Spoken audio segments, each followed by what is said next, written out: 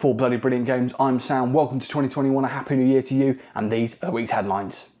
We'll begin with what was the most anticipated game of 2020, Cyberpunk 2077, which this week saw its developer CD Projekt Red being sued by one of its investors, Rosen Law Firm of New York, in an effort to, quote, recover damages made by misleading statements.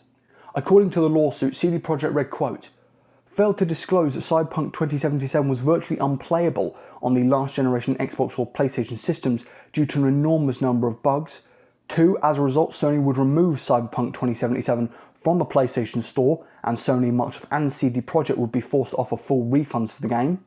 3. Consequently, CD Projekt would suffer reputational harm. And 4. As a result, defendant's statements about its business, operations and prospects were materially false and misleading and or lacked a reasonable basis at all relevant times. When the true details entered the market, the lawsuit claims the investors suffered damages. In response to Rosen Law Firm's lawsuit, CD Projekt Red issued their own regulatory announcement stating that it would, quote, undertake rigorous action to defend itself against any such claims. Cyberpunk 2077 launched in an incredibly buggy state. Alongside corrupting save files, the misrepresented state of the Xbox One and PlayStation 4 versions, the lack of a proper epilepsy warning despite the game featuring a sequence that has serious danger of causing seizures, the lack of transparency from CDPR as to the length of time its dev team have been crunching during the development time, and the way trans characters are portrayed within the game, all bringing justified criticism. This was not the only piece of Cyberpunk news this week, as the game's website was updated to advertise a free piece of DLC coming in early 2021. If CDPR's Witcher 3 is anything to go by, Cyberpunk could be in for quite a few new DLC additions, with Witcher 3 receiving 16 pieces of free DLC alongside 2 major expansions.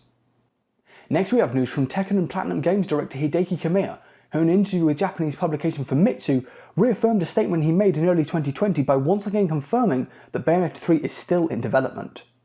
He acknowledged fans' concerns over the long-awaited project and said verification on new systems, quote, have been going great and development is going very well. Bayonetta 3 is set to be published exclusively on the Nintendo Switch, thus Kamiya, when referring to new systems, likely means new gameplay mechanics. Kamiya also stated that work on Project G.G, PlatinumGames' giant Robot vs. Kaiju project announced in February, has finally begun moving forward.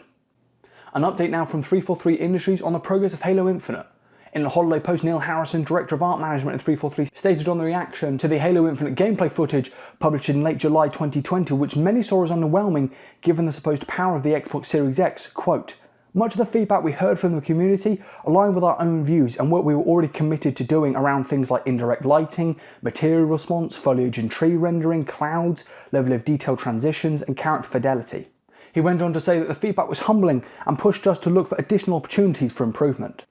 In the holiday post, 343 Industries studio head Bonnie Ross said that the delay is completely worth it. Quote, I realise the wait has been difficult and I assure you that the team wants the game in your hands as soon as possible, but they also want to deliver something special, the Halo game you deserve. The team is making tremendous progress and is so eager to show you more. Halo Infinite is set to release in autumn 2021.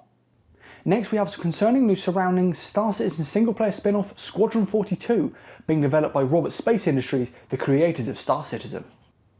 RSI revised its project roadmap on the 23rd of December, deleting any mention of a Squadron 42 beta, and RSI founder and Star Citizen creator Chris Roberts told the project's donors not to expect any release or finish dates for the game anytime soon. In the note to donors, Roberts said, quote, Squadron 42 will be done when it's done, and will not be released just to make a date. He also said RSI would not show any of Squadron 42's gameplay, locations or assets in lieu of a beta, because the game is too far from a full launch to begin a marketing campaign. If we show the non-spoiler gameplay now, that's prime footage and gameplay that could have been used closer to release. Roberts said, because of this I've decided that it is best not to show Squadron 42 gameplay publicly, nor discuss any release dates until we are closer to the home stretch and have high confidence in the remaining time needed to finish the game to the quality we want. Finally this week, the free games for Xbox Live Games with Gold and PlayStation Plus have been announced. Square Enix's Rise of the Tomb Raider and RPG Greedfall being available on the PlayStation 4 and PlayStation 5 from the 5th of January. Additionally, on the PlayStation 5, Tripwire Interactive's Jaws Like Maneater will be available at no extra cost, with all games free to PS Plus users until the 1st of February. On the Xbox, Tarsier Studios' Little Nightmares will be available throughout January, with King of Fighters 13 available from the 1st of January to the 15th, then Capcom's Dead Rising available to download from the 16th of January to the 15th of February, and action game Breakdown available from the 16th to the 31st of January. Before we go, a quick word on the releases of the past week, which you can imagine at the end of 2020 were pretty thin on the ground, with the Switch port of strategy board game Wingspan releasing on the 29th of December.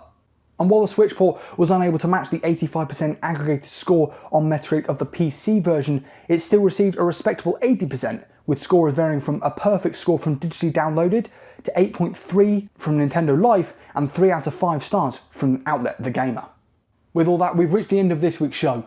Be sure to leave any of your thoughts on the stories we talked about today in the comments down below. While you're down there, why not let me know what games you've been playing this week? I'm Sam for Bloody Brilliant Games, thank you so much. I shall see you next week, bye bye.